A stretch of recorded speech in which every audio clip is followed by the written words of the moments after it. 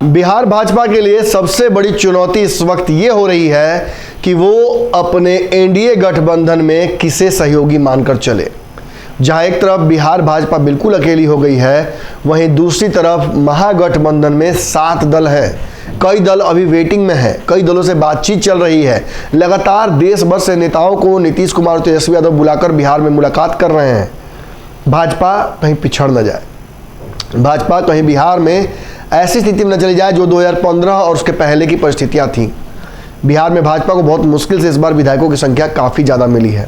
भाजपा चाहेगी कि इस परिस्थितियों को बनाए रखे, और भले ही बिहार में फिलहाल भाजपा अपनी सरकार न बना पाए, लेकिन वो जरूर चाहेगी कि एक सहयोगियों का बड़ा जमावड़ा लेकर वो भी महागठबंधन को चुनौती दे, और विपक्ष में ही बैठना पड़े तो कम से कम नीतीश और तेजस्वी के लिए चुनौती प्रस्तुत करे।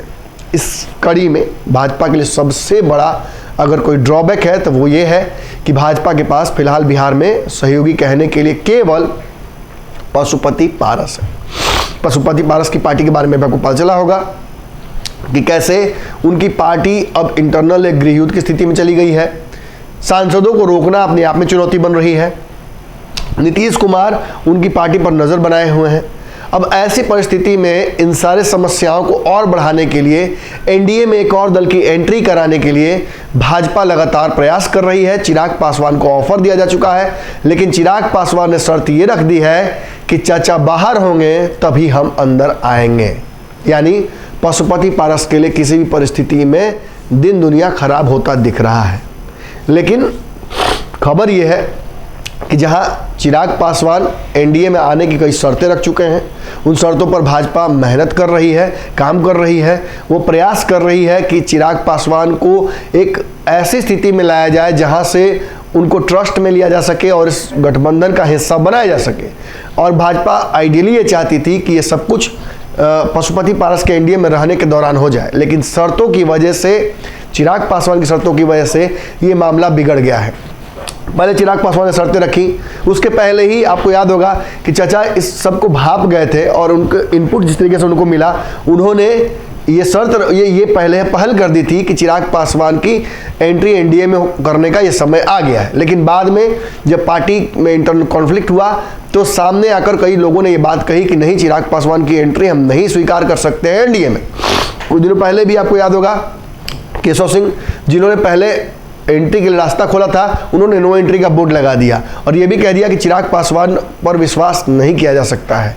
ऐसी स्थिति में अब चिराग पासवान की शर्त को लेकर भाजपा असमंजस में है। लेकिन खबर ये आ रही है कि चिराग पासवान की कई शर्तों को मानते हुए भाजपा चाहती है कि चिराग के जल्द से जल्द बिहार में एनडीए में एंट्री हो जाए। इसको लेकर एक बहुत बड़ा लुभावना ऑफर भी चिराग पासवान की तरफ बढ़ाया गया है कि वो केंद्र में मंत्री बन जाए। चिराग पासवान पिछली बार भी लॉकडाउन 2 के दौरान लगभग ये तय हो गया था कि केंद्र में मंत्री बनने जा रहे थे। इस दौरान चाचा ने पार्टी में टूट की और उस टूट की वजह से चिराग पासवान की पार्टी कमजोर हुई और उनकी जो दावेदारी है वो उस पद के लिए कमजोर हुई। लेकिन अब परिस्थिति ऐसी बन रही है कि भाजपा इस मामले पर भी सोच रही है कि क्या पशुपति पारस को हटाकर चिराग को उनकी जगह दे दी जाए।